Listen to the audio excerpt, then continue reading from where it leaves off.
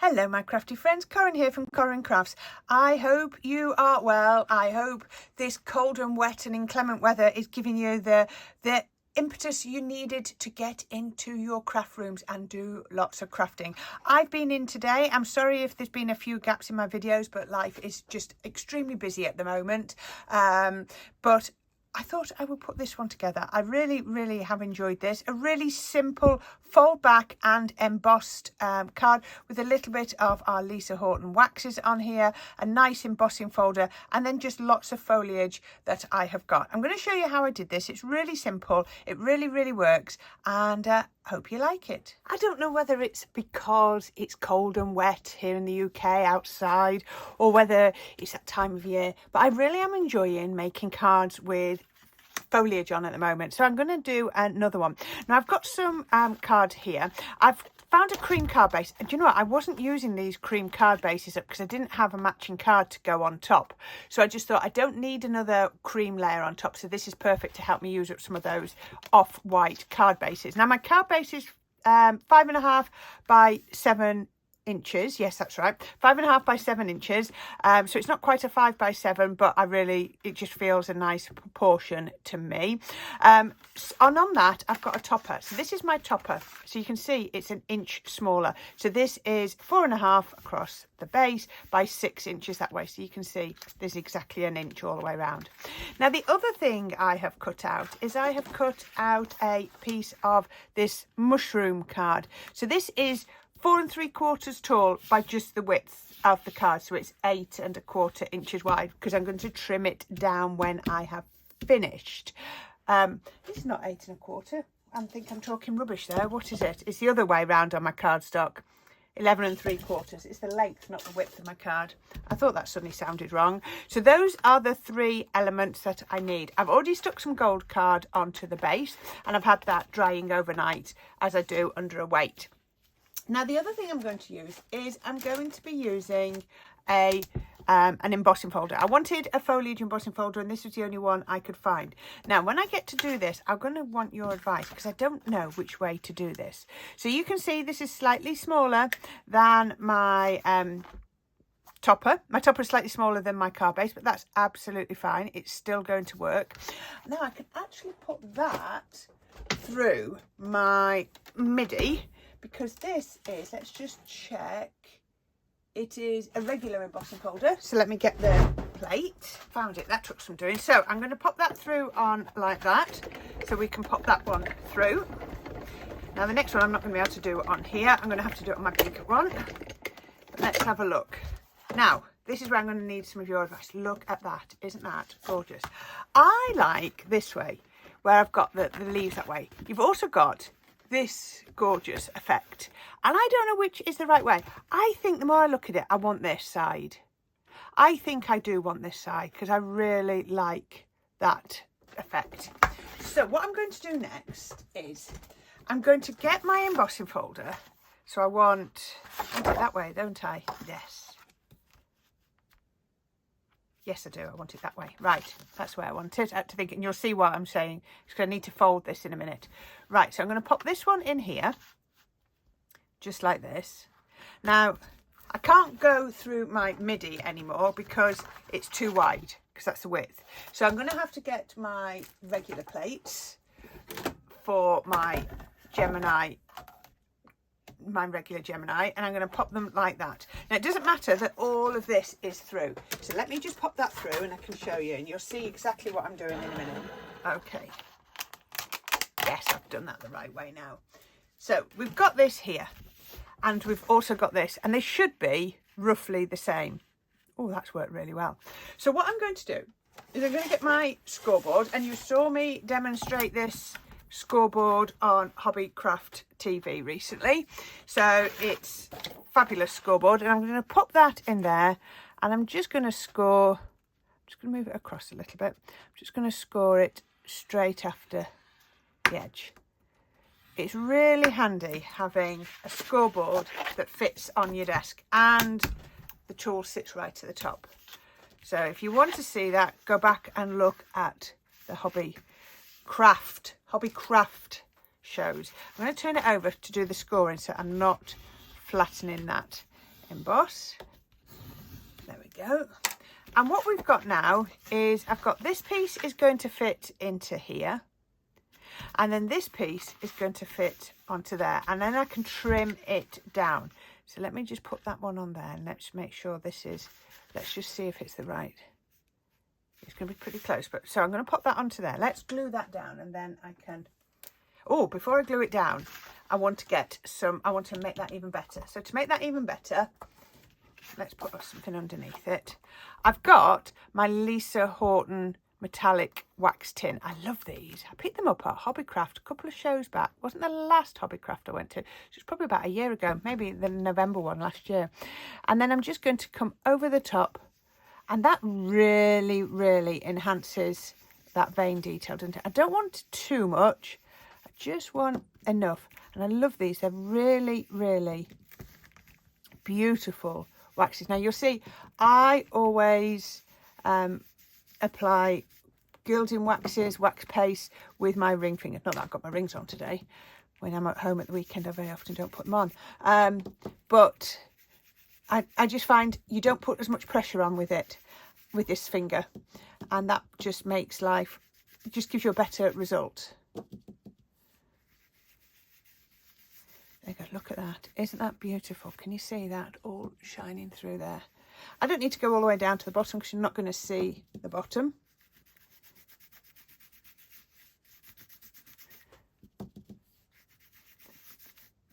Makes your finger tingle. There we go. I think that'll do. Put the lid on the wax. Keep the lids on your waxes nice and tight and they'll last for a long, long time. Then I'm going to glue it down. Now you might want to use something like a red liner tape if you feel that, you know, it's just twisting and bending a little bit, but you know, it should be fine. You also have to remember that is when you do embossing, it does stretch the paper a little bit. So don't be afraid to trim it down a little bit if you feel that it needs it. And then I'm going to pop that on to here. And again, I want to get the board, I'm more concentrating on the top and the sides rather than the bottom because the bottom's not going to be seen. I'm going to get my pressure tool.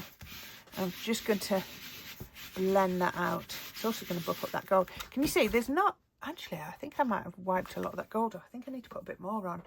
I seem to have, I've taken it off. It's not showing up very well. It was, I think I wiped too much off. Let's just go back in again. It's not going to take much to bring it back. Perhaps I won't buff it as much this time.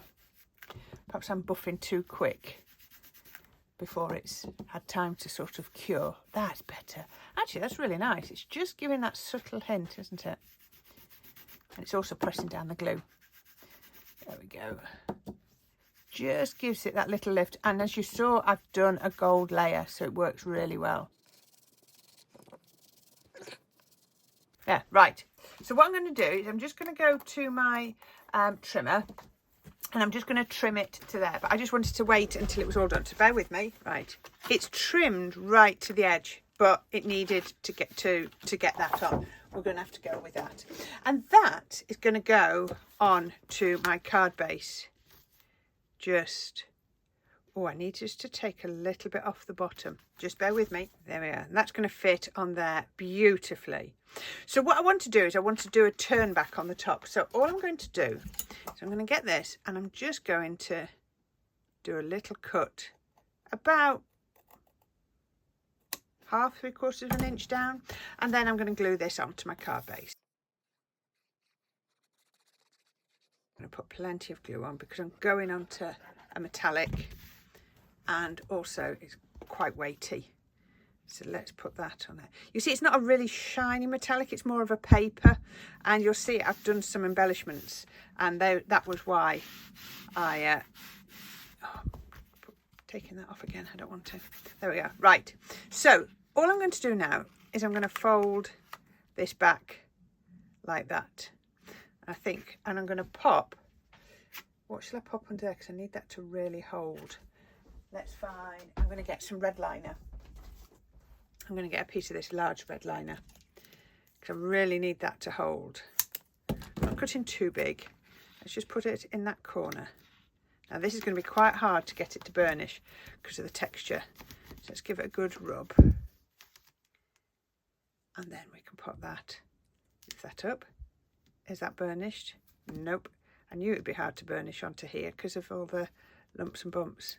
There we are. And now when I turn that down, that will grip.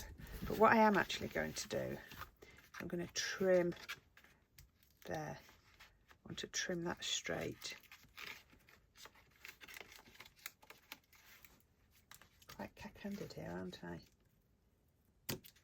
There we are. That's better. That's better. Oh, that's cracking a little bit because it's embossed so well. Okay, so what I need to do now is glue that bit down. So let's go into here. Actually, I'm going to do that with red liner again, I think. It'll be easier to put it on the base. Let's put it to there. I've only just decided to do red liner just because of all the texture, and I think it's going to try and pop away. I think that'll be as high as I can go with that, yes. Right, let's burnish that down. Give that a really good burnish. Right, I can't put any more pressure on that. Ah, you see the difference? It just comes straight away as soon as you burnish it. I talk about this all the time and it really does make a difference. Okay, so this is going to stick. I'm just going to put a bit of glue along here and then here.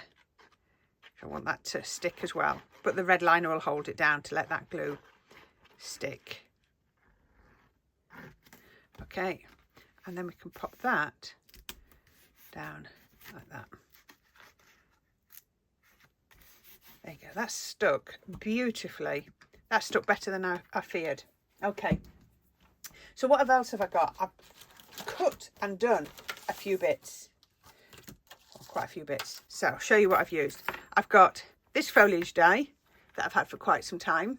I've got this one that you see I use quite a lot from one of my previous signature collections, and I've got this one which I love, but it's really hard to cut. The only way you can get it to cut is using cut tidy. If any of you ever want cut tidy, I get mine from Carnation Crafts. It's just a plastic. I put it in, it goes into the die and it helps to cut, because this is a really difficult die to cut. And then the other thing I've done, I tell you, I dug into my craft stash, kit and caboodle. These are from at least 4, possibly 5 years ago. They're multi-layering dies. So I've just cut 2 out and I have cut them out like that. See, I'm still thinking that's quite a bit of a bigger gap than I want border. I could have done it by cutting around, but I'm going to go for it. I'm going to go for it. I'm sure once it's on, it'll look fine. So let's glue that on. Put that onto here. Just like that. I'm just going to try turning it 90 degrees and see if it fits better. It does. It can't be quite square. There we go, and that's going to go on here. So I'm going to need to do that with my 3D glue because of the curve. So I've just filled up my syringe. Let's put some 3D glue under there. I'm going to have to really build it up on the bottom. So you could put a foam pad underneath and then the 3D glue. It's still, we're going to have to possibly flatten that a little bit. There, right. So I put that, and I've done another reason for using 3D glue means I can lift it and do. So these are quite big. So what I thought I'd do is I'd trim these down because then I could use different elements and then just poke these under. So I've got them in a beautiful rose gold and a copper. Pop those under. That's going to have to go a little bit flatter. Quite nice to be bringing it down into that corner, isn't it? I've also got these ones cut out of gold. Let's use a bit of more glue, shall we? And the great thing is you can go quite in or out or however far you want. I think this one I might go under there to keep it away from the gold of the label. Yeah, so let's just change that one and put it underneath that copper because I think it's going to look better. Then we've not got gold next to gold.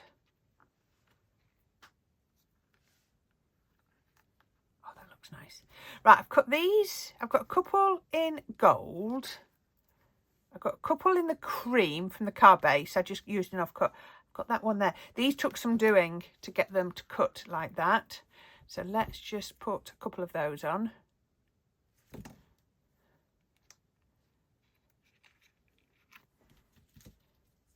You don't have to make it symmetrical. You can make it symmetrical if that makes you happy, or you can't, or you know, or just make it how it works for you. Now that's no good because it's going to stop the card from standing. Because I think I'm going to have to lift that up a little bit. This isn't going in there. That's it. That's better. Let's pull that out a bit. Okay, now I've got some more bits from that leftover bit. So what? Let's have a trim down of this. Oops, I'm sticky from the glue. And a trim down from this, and see if I want to use some of these bits. Yeah, let's go with that one.